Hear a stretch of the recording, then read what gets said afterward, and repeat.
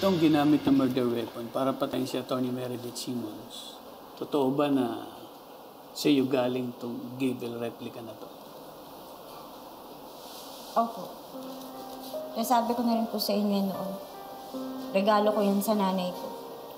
Pero gusto ko lang din hong linawin that a gift does not imply motive. Ibinigay ko yan sa kanya bilang expression ng pagmamahal at respeto. Hindi bilang potential weapon. At mas lalong hindi dahil meron akong premeditated intent to inflict harm. Eh ano naman masasabi mo sa statement ng witness sa si Evelyn Magas? Ikaw yung tinuturo niya eh. Nakita ka raw niya nang pukpukin mo sa ulo yung biktima. Meron ba kayong corroborating evidence na makapagpapatunay ng paratang niya? Na-scrutinize mo bang mabuti yung credibility at reliability ng eyewitness niyo?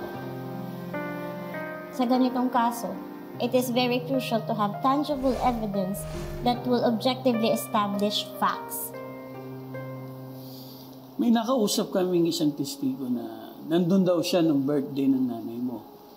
So nakita niya kung paano kayong may pinagtatalunan yata. Hindi ko totoo yan.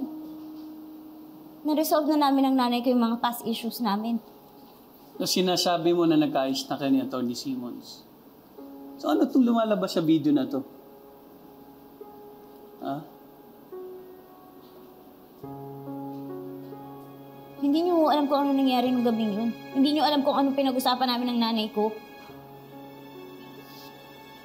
Attorney, ano pang kailangan linawin natin kitang-kita dito sa video na to na tinulak mo si Atty. Simmons? Baka naman totoo yung sinasabi ni Evelyn Magas na pinatay mo nanay mo kasi nagdilim ang paningin mo pagkatapos yung magtalo ng gabi na yun.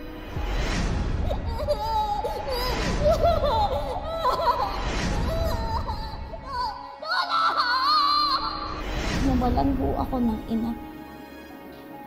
Hanggang sa mga oras na to, nagluluksa pa rin ako. Kaya napakalaki kong insulto sa akin na ako yung pinagbibintangan niyo sa pagkamatay ng nanay ko. Hindi ko magagawa sa kanya yun.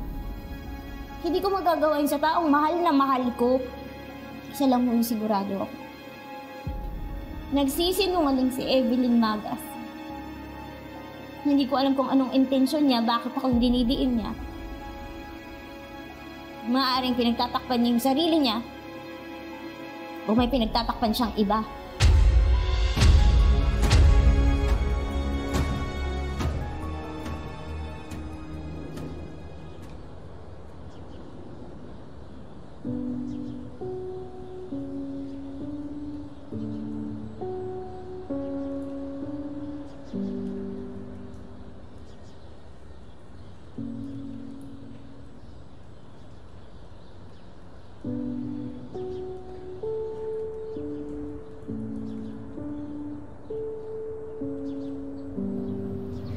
Nandito na po ako. Sana po kasama ko pa rin kayo hanggang ngayon. Kailangan ko po yung guidance niyo eh.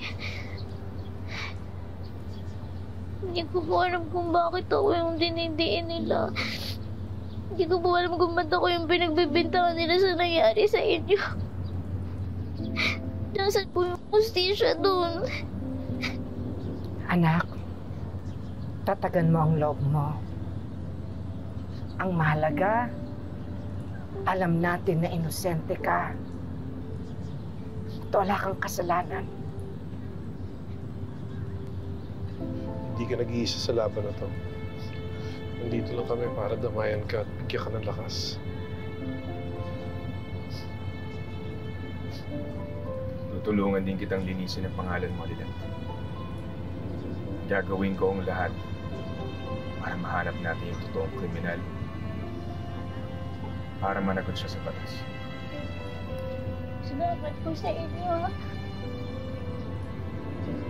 Kahit wala na po si nanay, maswerte pa rin ako. Kasi nandyan kayo at hindi niyo ako iniiwan.